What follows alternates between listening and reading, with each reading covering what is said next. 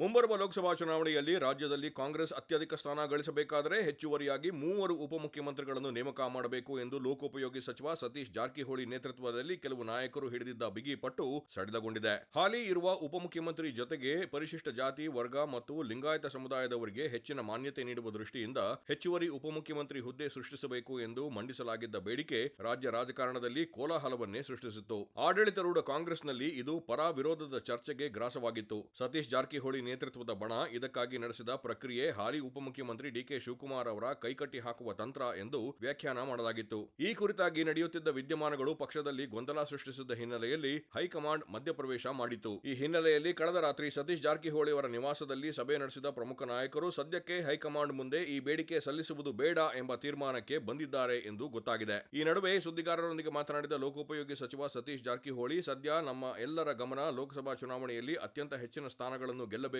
ಎನ್ನುವುದಾಗಿದೆ. ಹೀಗಾಗಿ ಚುನಾವಣೆ ಮುಗಿಯುವವರೆಗೆ ಉಪಮುಖ್ಯಮಂತ್ರಿ ಹುದ್ದೆ ಸೃಷ್ಟಿ ಕುರಿತಾದ ಯಾವುದೇ ಬೇಡಿಕೆಯನ್ನು ಮಂಡಿಸುವುದಿಲ್ಲ ಎಂದು ಸ್ಪಷ್ಟಪಡಿಸಿದರು. ಅವಕಾಶ ವಂಚಿತ ಸಮುದಾಯಗಳಿಗೆ ಉನ್ನತ ಹುದ್ದೆ ಸಿಗಬೇಕು ಎನ್ನುವುದು ನಮ್ಮ ಬೇಡಿಕೆಯಾಗಿದೆ. ಲೋಕಸಭಾ ಚುನಾವಣೆ ಮುಗಿದ ನಂತರ ಹೆಚ್ಚುವರಿ ಉಪಮುಖ್ಯಮಂತ್ರಿ ಹುದ್ದೆ ಸೃಷ್ಟಿಗಾಗಿ ಆಗ್ರಹ ಮುಂದುವರಿಸಲಾಗುವುದು ಎಂದು ತಿಳಿಸಿದರು. ಲೋಕಸಭೆ ಚುನಾವಣೆ ಹಿನ್ನೆಲೆಯಲ್ಲಿ ಮಂತ್ರಿಗಳನ್ನು ಲೋಕಸಭಾ ಕ್ಷೇತ್ರಗಳ ಉಸ್ತುವಾರಿಯನ್ನಾಗಿ ನೇಮಕ ಮಾಡಲಾಗಿದೆ. ಅದೇ ರೀತಿ ಚಿಕ್ಕೋಡಿ ಲೋಕಸಭಾ ಕ್ಷೇತ್ರಕ್ಕೆ ಮಂತ್ರಿ ಲಕ್ಷ್ಮೀ ಹೆಬ್ಬಾಳ್ಕರ್ ಅವರನ್ನು ನೇಮಿಸಲಾಗಿದೆ. ಇದಕ್ಕೆ ಮಾಜಿ ಮಂತ್ರಿ ಪ್ರಕಾಶ್ ಹುಕ್ಕೇರಿ ಅಸಮಾಧಾನ ವ್ಯಕ್ತಪಡಿಸಿದ್ದಾರೆ. ಈ ಕುರಿತಂತೆ ಅವರು ನನ್ನ ಜೊತೆಗೂ ಮಾತನಾಡಿದ್ದಾರೆ. ಪಕ್ಷದ ಪ್ರಮುಖರಿಗೂ ತಮ್ಮ ಅಭಿಪ್ರಾಯ ರವಾನಿಸಿದ್ದಾರೆ. ಎಲ್ಲವೂ ಪಕ್ಷದ ಆಂತರಿಕ ವಿದ್ಯಮಾನಗಳಾಗಿದ್ದು 4 ಗೋಡೆಗಳ ಮಧ್ಯೆ ಕುಳಿತು ಬಗೆಹರಿಸಿಕೊಳ್ಳುತ್ತೇವೆ. ಈ ಬಾರಿ ರಾಜ್ಯದಿಂದ ಅತಿ ಹೆಚ್ಚಿನ ಸ್ಥಾನಗಳನ್ನು ಗೆಲ್ಲುವುದು ನಮ್ಮ ಗುರಿಯಾಗಿದೆ ಎಂದು ಸ್ಪಷ್ಟಪಡಿಸಿದರು. ಬೆಳಗಾವಿ ಲೋಕಸಭಾ ಕ್ಷೇತ್ರದ ಅಭ್ಯರ್ಥಿ ಆಯ್ಕೆ ಪ್ರಕ್ರಿಯೆ ನಡೆದಿದೆ. ಮಂತ್ರಿ ಲಕ್ಷ್ಮೀ ಹೆಬ್ಬಾಳ್ಕರ್ ಅವರು ತಮ್ಮ ಪುತ್ರನಿಗೆ ಟಿಕೆಟ್ ಕೊಡುವಂತೆ ಕೇಳಿ ಅರ್ಜಿ ಸಲ್ಲಿಸಿದ್ದಾರೆ. ಈ ಕುರಿತಂತೆ ಅವರು ಎಲ್ಲಿಯೂ ಬಹಿರಂಗವಾಗಿ ಹೇಳಿಲ್ಲ. ಇದರ ಜೊತೆಯಲ್ಲಿ ಇನ್ನು 2-3 ಹೆಸರುಗಳು ಪರಿಶೀಲನೆಯಲ್ಲಿದ್ದು ಅವುಗಳನ್ನು ಹೈಕಮಾಂಡ್ಗೆ ಸಲ್ಲಿಸಲಾಗುವುದು ಎಂದು ತಿಳಿಸಿದರು. ಹೈಕಮಾಂಡ್ ಈ ಪ್ರಸ್ತಾವನೆಗಳನ್ನು ಪರಿಶೀಲನೆ ನಡೆಸಿ ಸಮೀಕ್ಷೆ ಮಾಡಲಿದೆ.